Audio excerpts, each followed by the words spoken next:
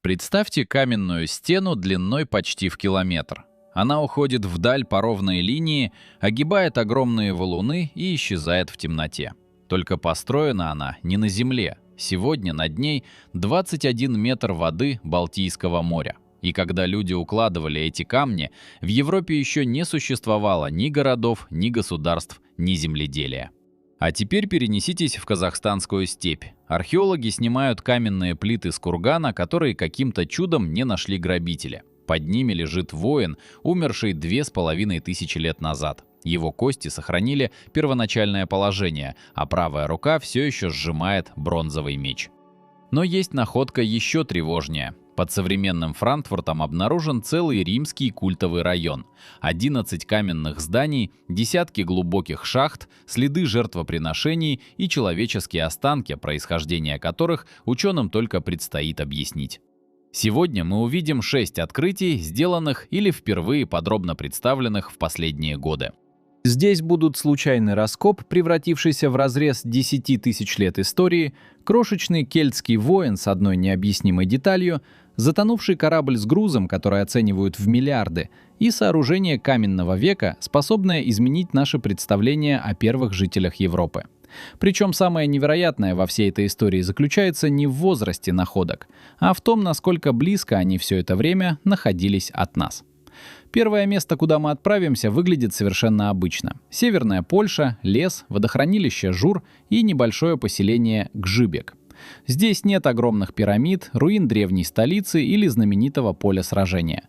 Но осенью 2024 года небольшой участок земли неожиданно превратился в настоящую машину времени. Сначала поисковая группа обнаружила одиночное захоронение немецкого солдата. Судя по обстоятельствам, он погиб зимой 1945 года, когда в этом районе шли бои за переправу через реку Вда. Подобные находки требуют аккуратной эксгумации, фиксации вещей и попытки установить личность погибшего. Казалось, археологов ждет тяжелая, но вполне понятная работа. Однако рядом с останками начали появляться предметы, которые никак не могли принадлежать только одному времени. Сначала нашли монеты. Не несколько одинаковых монет из солдатского кармана, а маленькую коллекцию, собранную буквально по всей Европе. Среди них были деньги разных государств и эпох, от монеты времен польского короля Сигизмунда III до выпусков Российской империи, Австро-Венгрии, Великобритании эпохи королевы Виктории и межвоенной Польши. Всего около 30 экземпляров. Вероятнее всего, это была личная коллекция погибшего. Возможно, молодой солдат увлекался нумизматикой и собирал старые монеты по пути своей дивизии через Европу. В таком случае его карман уже сам по себе оказался маленьким музеем. Но затем Земля открыла куда более глубокий слой. Археологи нашли фрагменты керамики эпохи неолита, а также кремневые орудия, возраст которых достигает примерно 9000 лет. Иными словами, место, где в последние месяцы Второй мировой погиб человек с коллекцией старинных монет, использовалось людьми еще тогда, когда земледелие только начинало распространяться по Европе. Монеты, скорее всего, оказались в земле вместе с солдатом, а не были потеряны здесь жителями разных эпох. Но в одном тесном раскопе все равно сошлись каменный век, неолит, эпоха европейских империй и последняя мировая война. Один человек унес в могилу маленькую коллекцию прошлого, а сама могила случайно указала на людей, живших здесь за тысячи лет до появления Польши и Германии. Но самое странное в этой истории – сам способ открытия. Если бы поисковики не разыскивали погибшего солдата, никто не стал бы снимать именно этот слой земли. 9000-летние орудия могли пролежать здесь еще столетия, а может быть и дольше. Иногда путь в далекое прошлое начинается не с древней карты, а с попытки вернуть имя человеку, исчезнувшему меньше века назад. Если вам нравятся такие открытия, где за одним случайным предметом раскрывается целый исчезнувший мир, подпишитесь на канал. Впереди еще 5 находок, и каждая следующая будет масштабнее предыдущей. И это только первая находка, потому что следующий предмет не лежал в земле один. Вокруг него находился древний город, от которого археологи исследовали лишь небольшую часть. На территории современной Баварии, примерно в 70 километрах от Мюнхена, когда-то стоял Манхинг, одно из крупнейших кельтских укрепленных поселений севернее Альп. Его окружала мощная стена, внутри работали ремесленники, чеканились монеты, шла торговля, а население в лучшие времена могло исчисляться тысячами человек. Это был не лагерь дикарей на краю цивилизации, а настоящий экономический центр Железного века. Раскопки здесь идут десятилетиями, но изучено меньше 15% древнего города. Во время работ, продолжавшихся с 2021 по 2024 год, исследователи собрали более 40 тысяч предметов. Среди такого количества находок маленькая бронзовая фигурка легко могла остаться незамеченной. Ее высота всего 7,5 сантиметров, а вес — 55 граммов. Но после очистки стало понятно, что перед археологами необычное украшение. Фигурка изображает воина в момент выпада. В одной руке у него короткий меч, в другой — характерный кельтский щит. Положение ног передает движение так убедительно, будто человек сейчас нанесет удар. На груди видна защита, возможно, нагрудник. На голове находится петля, поэтому фигурку, вероятно, подвешивали и носили как амулет. Для предмета такого размера работа поразительно сложная. Мастер отлил его методом утраченного воска, при котором единственная ошибка могла уничтожить всю модель. Однако внимание привлекло не оружие и даже не техника литья. Воин защищен сверху, но ниже пояса изображен обнаженным. Античные авторы действительно писали о кельтах, выходивших в бой без одежды. Но принимать эти рассказы буквально опасно. Римляне и греки часто подчеркивали дикость чужих народов, тогда как археология подтверждает, что кельты использовали шлемы, щиты и кольчуги. Тогда почему кельтский мастер сам изобразил воина именно так? Возможно, перед нами герой мифа, для которого нагота означала сверхъестественную силу или особую близость к богам. Возможно, это воин во время обряда, а не реальной битвы. Есть и более простое объяснение. Маленькая фигурка могла подчеркивать только важные признаки – оружие, щит, движение и тело, не стремясь точно передать полный костюм. Петля на голове добавляет еще одну загадку. Если предмет действительно носили на груди, он мог быть личным оберегом. Представьте человека, который 2200 лет назад проходил по улицам Манхемга, а у него на шее раскачивался этот крошечный бронзовый боец. Возможно, владелец видел в нем образ предка, возможно, знак воинского союза, а может быть, защитника, который должен был принять на себя удар невидимого врага. Мы привыкли судить о древних народах по огромным сооружениям, но иногда вещь размером с палец рассказывает больше, чем крепостная стена. Она показывает не только то, каким оружием пользовались люди, но и то, какой образ силы они хотели постоянно носить рядом с сердцем. Дальше нас ждет нетронутая могила в казахстанской степи, и там оружие находилось уже не на бронзовой фигурке. Настоящий воин держал его в руке спустя 2500 лет после смерти. Карабийский могильник находится в Актагайском районе Карагандинской области. В степи курганы редко выглядят впечатляюще. Невысокая насыпь, россыпь камней, сухая трава и горизонт, за которым не видно ничего, кроме еще одной линии холмов. Но именно такие насыпи на протяжении веков сохраняли память о саках, племенах раннего Железного века, населявших огромное пространство Центральной Азии. Большинство заметных курганов было разграблено еще в древности. Золото, оружие и украшения притягивали грабителей задолго до появления современной археологии. Поэтому исследователь, открывая очередную насыпь, почти всегда готов увидеть разрушенную камеру, перемешанные кости и пустые следы от предметов, которые кто-то забрал сотни лет назад. Но курган под номером 1 оказался нетронутым.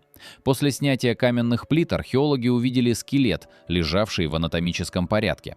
Рядом сохранились 5 металлических наконечников стрел и золотая серьга.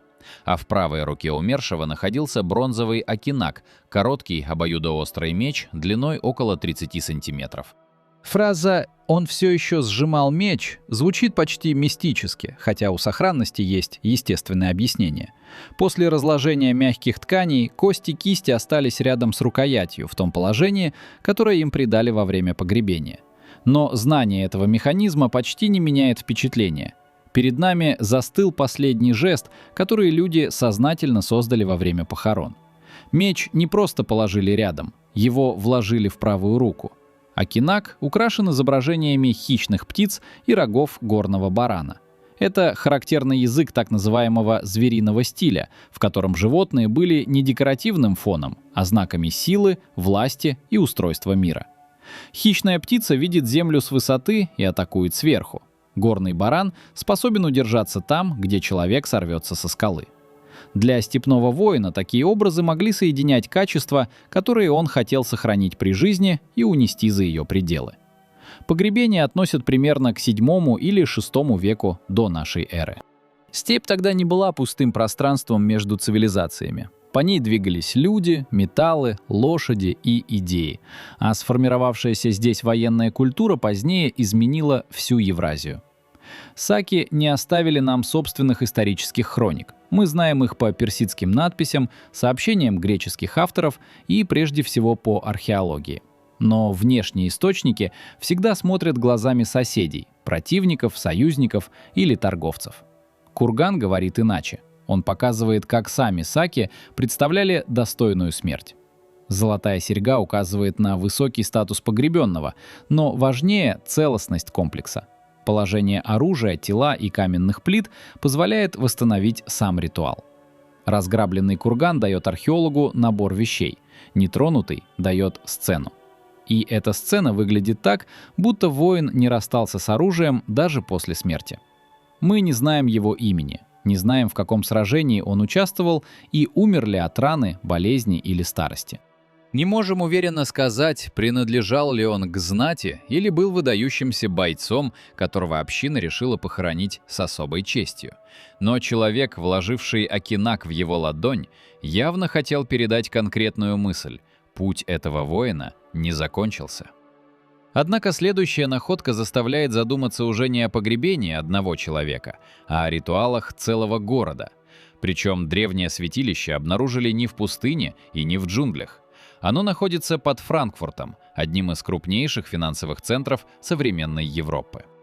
Под жилыми кварталами Франкфурта скрываются остатки римской Ниды. Почти 2000 лет назад здесь находился крупный гражданский центр возле границы Римской империи. Через город проходили купцы, ветераны, военные, ремесленники и путешественники. Здесь смешивались римские, местные кельтские и пришедшие издалека религиозные традиции. Во время строительных работ на месте будущей школы археологи обнаружили комплекс, масштаб которого сначала было трудно оценить. Постепенно из земли проявились фундаменты 11 каменных зданий, возведенных в несколько этапов. Рядом находились около 70 шахт и 10 ям, использовавшихся для ритуальных подношений. Планировка сооружения оказалась настолько необычной, что исследователи пока не знают прямых аналогов в германских и гальских провинциях империи. Это было не маленькое придорожное святилище, скорее целый культовый район регионального значения. В земле сохранились более 5000 фрагментов расписанной штукатурки. Бронзовые детали дверей и окон говорят о богато украшенных зданиях. Найдены 254 римские монеты и более 70 серебряных и бронзовых застежек фибул. Такие вещи часто приносили богам как дары. Человек оставлял предмет, имевший ценность, в обмен на помощь, исцеление или защиту. В ямах и шахтах лежали керамические сосуды, остатки растений, рыб и птиц. Вероятно, здесь проходили ритуальные трапезы, после которых часть пищи и посуды отдавали богам. Но среди находок появились и человеческие останки. Именно они превратили важный археологический объект в одну из самых тревожных загадок римской Германии. Исследователи говорят лишь о возможных человеческих жертвоприношениях.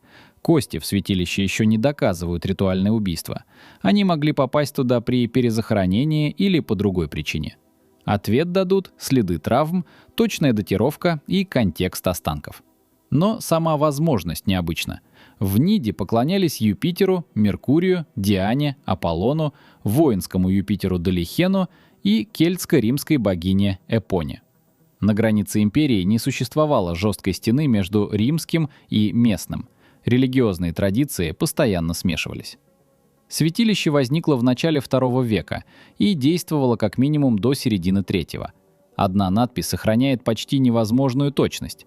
Посвящение Меркурию Алатею было сделано солдатом 9 сентября 246 года. Через столетия здания разрушились, а над ними вырос другой Франкфурт.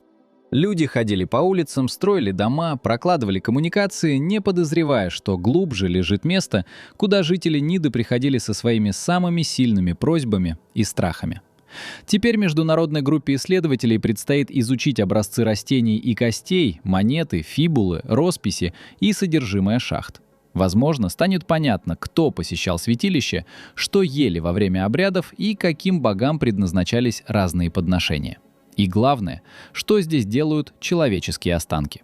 Ответ может оказаться обычным, но пока он не получен, под современным школьным зданием остается вопрос, который Нида хранила почти 2000 лет. Если этот выпуск уже успел вас удивить, поддержите его лайком. Так алгоритмы поймут, что вам интересны не выдуманные сенсации, а настоящие открытия, которые выглядят сильнее любой легенды. А теперь мы отправимся туда, где под ногами нет даже земли. Следующее сооружение находится на дне Балтийского моря. И по возрасту оно старше Стоунхенджа и египетских пирамид на несколько тысячелетий. В 2021 году студенты и специалисты проводили учебную гидроакустическую съемку в Мекленбургской бухте у северного побережья Германии. Аппаратура посылала звуковые импульсы к морскому дну и собирала отраженный сигнал, превращая скрытый рельеф в подробную карту. На одном участке появилась странная линия. Она тянулась почти на километр и выглядела слишком упорядоченной для случайного скопления камней. Позднейшие исследования показали, на глубине около 21 метра лежит структура длиной 971 метр. Она состоит более чем из 1400 небольших камней, соединяющих примерно 300 крупных валунов. Общая масса материала превышает 140 тонн. Исследователи назвали сооружение Блинкервалем. Его линия не идеально прямая, но именно это стало одним из аргументов в пользу человеческого происхождения. Малые камни подходят к крупным валунам, а затем линия меняет направление, будто строители использовали уже лежавшие на месте глыбы как опорные точки. Передвигать такие валуны люди каменного века не могли, зато могли заполнить промежутки между ними. Когда стену строили, здесь не было моря. После окончания ледникового периода ландшафт представлял собой сушу рядом с озером или заболоченной местностью. Позже уровень воды поднялся, береговая линия отступила, и сооружение оказалось на дне. Именно вода сохранила его от земледелия, строительства и растаскивания камней. Возраст Блинкерваля оценивают более чем в 10 тысяч лет. Вероятнее всего, его создали охотники-собиратели в конце последнего ледникового периода. Но зачем людям, жившим небольшими мобильными группами, понадобилось укладывать почти километр камня? Главная версия связана с охотой на северных оленей. Эти животные обычно движутся вдоль заметных границ ландшафта и стараются не пересекать препятствия без необходимости. Стена не должна быть высокой, чтобы остановить стадо физически. Достаточно направить его движение к месту, где ждут охотники. Озеро с одной стороны и каменная линия с другой могли образовать длинный коридор. Несколько людей получали возможность управлять движением десятков животных. На первый взгляд это всего лишь охотничья ловушка, но ее масштаб меняет картину. Чтобы построить Блинкерваль, требовалось заранее представить всю линию в пространстве, выбрать маршрут между валунами, собрать и уложить огромное количество камня. Работа могла продолжаться не один сезон. Значит, у создателей существовало общее решение, память о цели и способность возвращаться к незавершенному объекту.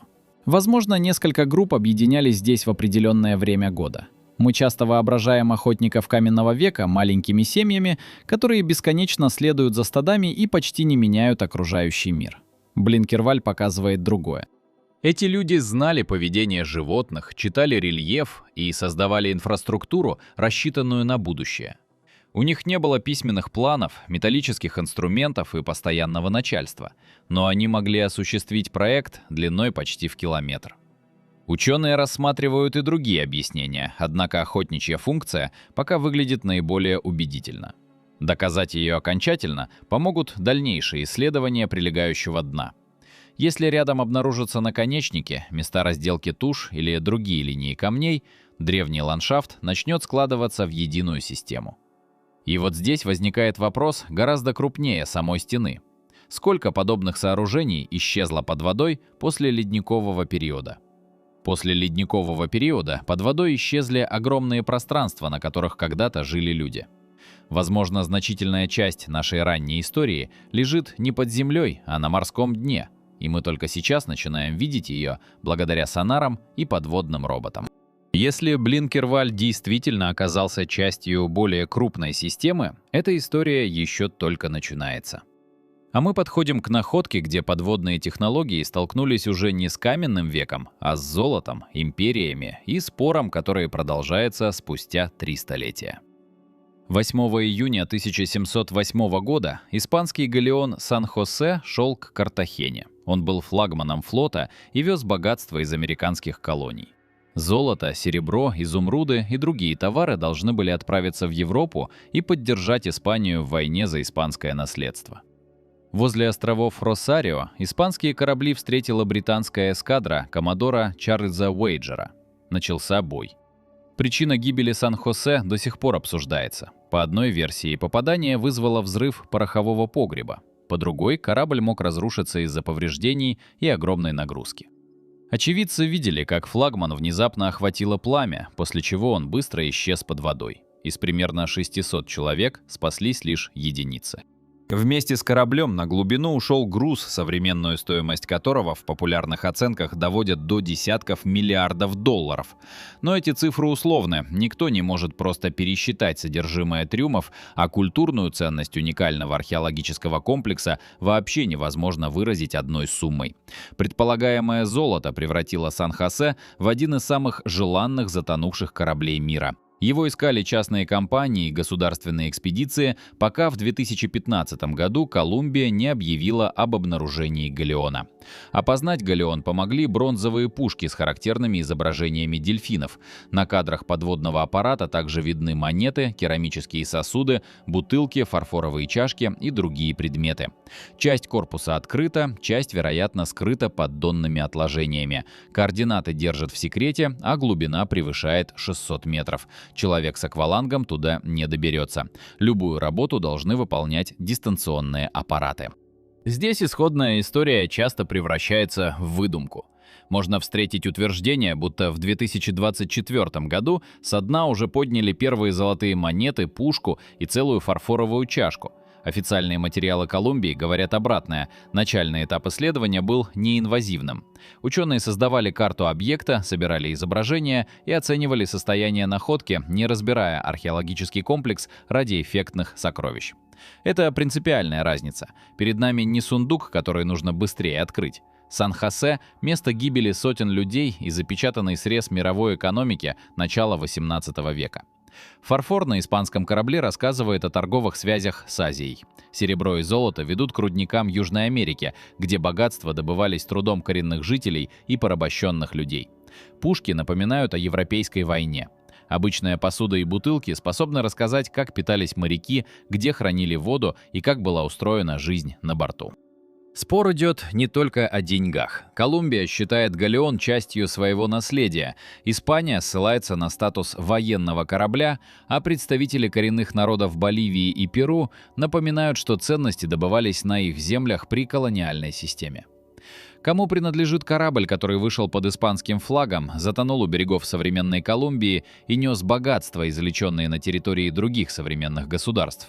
Закон предлагает одни ответы, история другие, а память погибших добавляет третий слой. Пока стороны спорят, 600 метров воды защищают объект лучше любой охраны. Там нет солнечного света, почти нет привычного движения, а каждый предмет лежит внутри общей сцены. Неосторожный подъем может уничтожить связи между вещами. Монета без точного места обнаружения – просто монета. Та же монета рядом с ящиком, пушкой и остатками корпуса становится частью маршрута, груза и последних минут корабля. В этом и заключается настоящая ценность Сан-Хосе. Не в легендарной сумме и не в возможности показать публике гору золота, а в том, что корабль 3 столетия оставался практически закрытым комплексом. Но самая сильная находка нашего списка все же не золотая. Она не принадлежала королю и не стоила миллиарды. Это длинная линия обычных камней, уложенная людьми, чьи имена исчезли за тысячи лет до появления письменности. Вернемся на дно Балтийского моря и посмотрим на Блинкерваль еще раз. Уже не как на стену, а как на след коллективной мысли. 10 тысяч лет назад по этой части Европы двигались стада северных оленей. Люди знали их сезонные пути и однажды поняли – Рельеф можно не только использовать, его можно дополнить. Один камень почти ничего не менял. 100 камней создавали направление. Тысячи превращались в сооружение, которое продолжало работать после ухода строителей. Идею нужно было передать другим без чертежа, договориться о направлении линии и тратить силы сейчас ради добычи, которая появится позже. Возможно, стену ремонтировали и расширяли следующие поколения. Так возникает одна из основ цивилизации — способность многих людей вкладываться в общий объект, переживающий отдельного человека. Блинкерваль не доказывает существование неизвестной высокоразвитой культуры, и именно поэтому он так важен. Стена показывает реальную сложность людей каменного века без фантастических допущений. Их интеллект не отличался от нашего, отличались материалы, знания и мир вокруг. Они могли наблюдать, планировать, договариваться и менять ландшафт. А когда море поднялось, под воду ушла не примитивная стоянка, а освоенный мир с местами встреч, охотничьими участками и памятью, которую мы пока видим лишь фрагментами. Возможно, рядом с каменной линией еще лежат орудия, возможно, под илом скрывается лагерь. Возможно, найденный километр был только одной частью пространства, устроенного гораздо сложнее, чем мы можем представить по современной карте дна. И если вы сейчас думаете, что такие открытия случаются только в далеких экспедициях, вспомните Польский лес.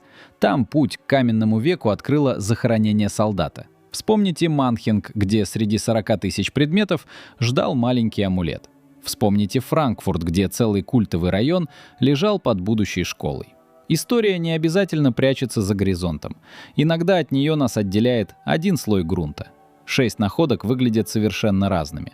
Коллекция монеты и кремневые орудия, бронзовый амулет, рука воина на рукояти меча, шахты древнего святилища, каменная линия под морем, остов галеона на недоступной глубине. Но все они говорят об одном. Прошлое не исчезает целиком. Оно распадается на предметы, слои и едва заметные линии. А затем случай, новая технология или обычная стройка на несколько секунд открывают дверь. Главное — успеть понять, что находится перед нами, прежде чем превратить находку в красивую легенду. Потому что реальная история часто сильнее выдумки. Сан-Хосе не нужно приписывать уже поднятое золото. Достаточно увидеть сотни монет на дне рядом с пушками. Блинкерваллю не требуется тайная цивилизация. Достаточно осознать, что охотники каменного века построили сооружение длиной почти в километр. А сакскому воину не нужна мистика. Человеческая рука действительно лежит на мече спустя 2500 лет. Какое из этих открытий сильнее всего изменило ваше представление о прошлом? Напишите в комментариях. Блинкерваль, сакский воин, святилище Ниды или Сан-Хосе. И если хотите увидеть продолжение, поставьте лайк и подпишитесь на «Пульс цивилизаций». Потому что прямо сейчас под водой, асфальтом и обычными полями остаются тысячи мест, о которых мы еще ничего не знаем. История не закончилась. Большая ее часть просто до сих пор не найдена.